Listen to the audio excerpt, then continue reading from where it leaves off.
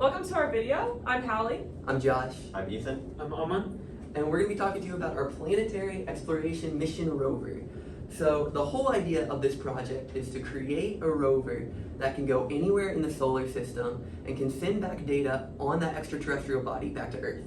So in order to establish how we came up with that rover and how we got to our final goal, we're going to take you through our outline, which we're going to talk about the overall problem, which I kind of alluded to there, our concept of operation, or CONOPS, if you will, the requirements we had to follow, the system decomposition, really breaking down what we got into, trait studies, where we really evaluated what some of our options were, concept architecture, again, more options, kind of narrowing down exactly what our rover should be, and then of course the overall cost of it, because that's always the biggest part of any project. Now, so of course the big picture, like I said, what we want to do is anywhere in the solar system, there's a plethora and variety of resources beyond our Earth here. So we want to make a rover that can go to these other extraterrestrial bodies and help send back information about what the composition of these other bodies are. The whole goal of this is how profitable could mining those planets be. I say planets, of course, I mean any other body. We're potentially setting up a base, on any of these other planets. That would help aid the benefit of humanity, whether it be profitable or just bringing more resources back to Earth. And of course, this is going to be us someday. Yeah, and so this rover needs to be under 50 kilograms, cost under $10 million. Everything needs to interface with each other, needs to be autonomous, be able to, of course, part of being autonomous, have its own power source, and be able to traverse through harsh environments, as well as have the proper instrumentation to search for any signs of life or whatever else we may be wanting to look for. So the needs, goals, and objectives, right? So our needs to even get the ball rolling is funding. And the whole point of this rover is to explore the planet.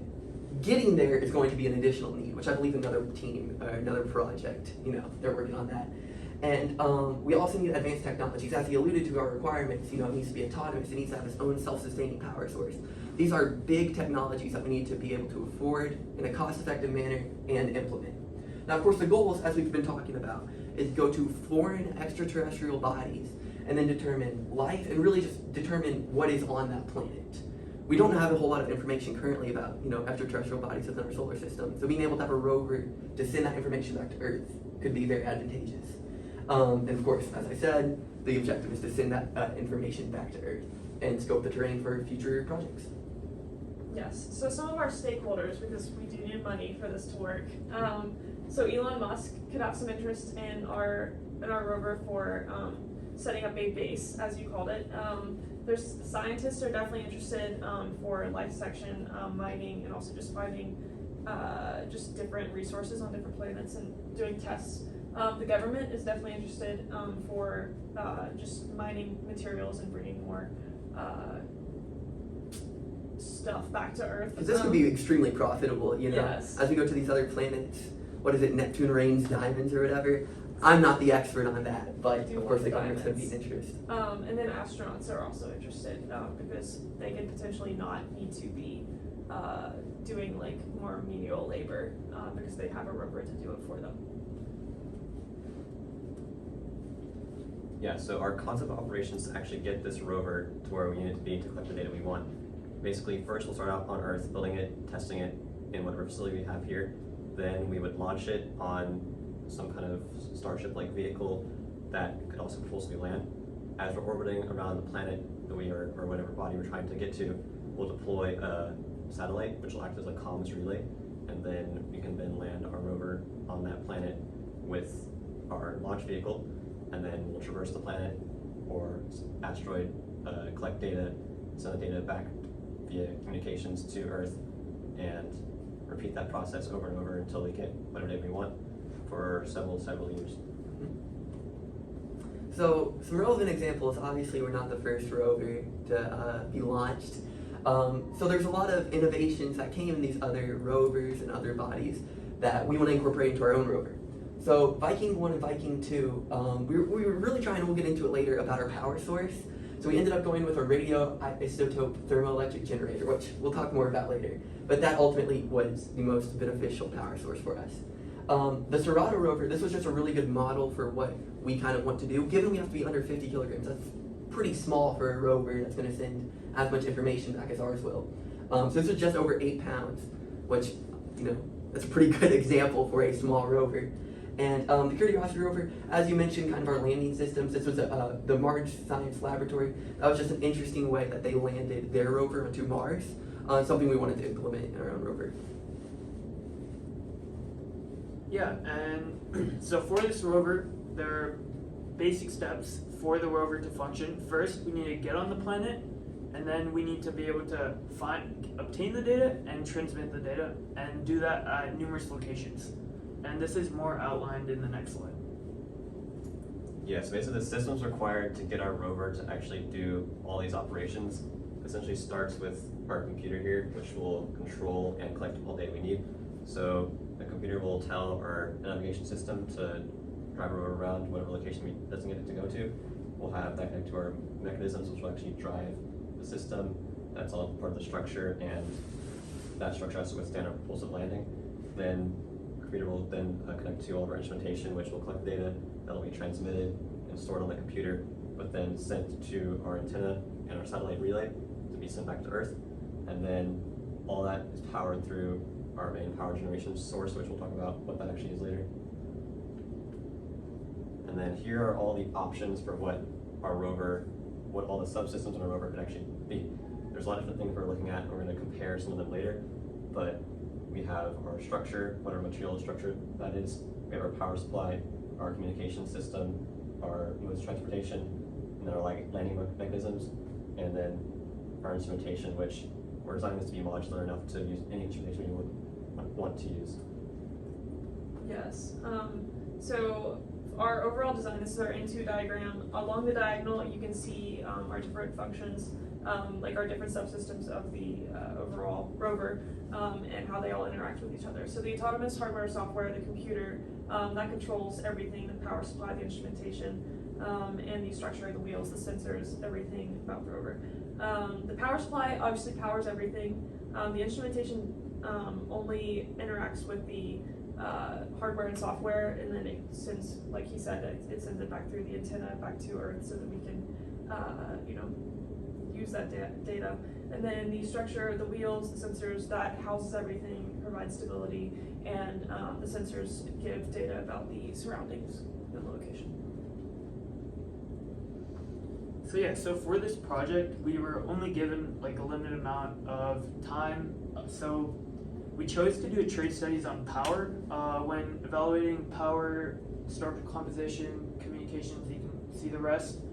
Essentially, we chose power because we decided this was fundamental for the rover to function, to be autonomous, to collect data.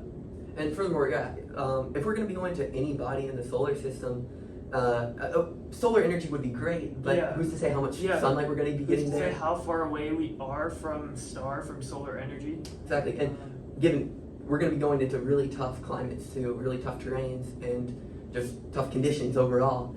So we ultimately wanted to go to a nuclear battery sort of thing, which we'll get into later.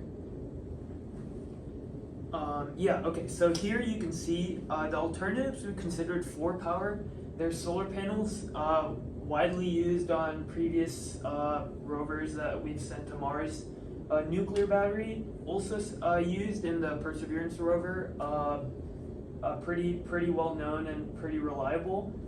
With nuclear battery, if we went anywhere in the solar system or outside of the solar system, we wouldn't have to worry about proximity to a star.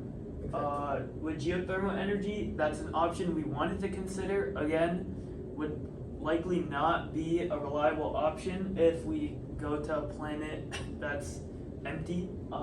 Fusion reactor, an unproven reliable source of power on rovers, and likely not irreplaceable at this time, but still we wanted to consider that. Hydrogen fuel cells, they've been used on, they're currently used on ISS, but the only problem is they're not fully rechargeable without an additional power source. Wind turbines, same idea as the geothermal energy. No wind, no power, and likely not portable. Big rotor blades spinning around would not be good for the rover. Hydropower, again, similar concept to the wind turbine, need water. And then the MMRTG, this is just an example of nuclear battery that has already been used, multi-mission radioisotope thermal generator. And yeah. Yeah, so we weighed all these different options with different criteria. So you can see we have battery lifetime, the charging mass, portability, temperature tolerance, and interfaceability. So all these weighted out, and we basically came to the conclusion that nuclear battery would be the best option for us, mainly since it's sustainable, or there's no need to like do maintenance on it. It'll have a long lifetime, and that gets us to our concept architecture where, so we decided to do an RTG. And then for other systems, we decided to do wheels with these chainmail wheels, which are being developed right now. They're very durable and flexible. And they won't deflate as well. Yeah, and then we have for our structure, we're going with aluminum, which is really lightweight, and titanium alloy, so it's really strong, but also lightweight. And probably the biggest thing with it too is the wide temperature variance. Anywhere in the solar system, we're going to be either very close to the sun or very far from it. So being able to have something that can react to both of those temperature extremes. The rover has to be able to survive between 420 Celsius to negative 220 Celsius. So this is especially important. And then for our communication, we're doing a high frequency, ultra high frequency antenna to go to our satellite relay, and that has really a fast transmission. And by doing orbiter relays, you can have 24/7 like data transmission, no matter what side of the planet or body the rover's on. And then for navigation, we're doing just a camera system with an autonomous software, and then instrumentation, we designed it to have any instrumentation we would want to apply on there as long as it meets our minimum requirements of mass, and we'll design our interfaces to work with whatever we want to use. Yeah, so our financials, we had to keep it under 10 million. So in terms of rover systems, that equated to about 3 million. That includes all the structures, mechanical, electronics, power, software. In terms of development, so building the rover, testing everything, making sure everything's up to specs, that's about 2.5 million. And then our employees, we want to make sure everyone's happy and well paid, so about 3 million towards employee wages, and then additional contingency expenses. Anything that we could possibly go wrong, we have some, we have a cushion there of 1.5 mil. Yeah. Thank you guys so much for watching. We hope you invest in our rover. Thank you.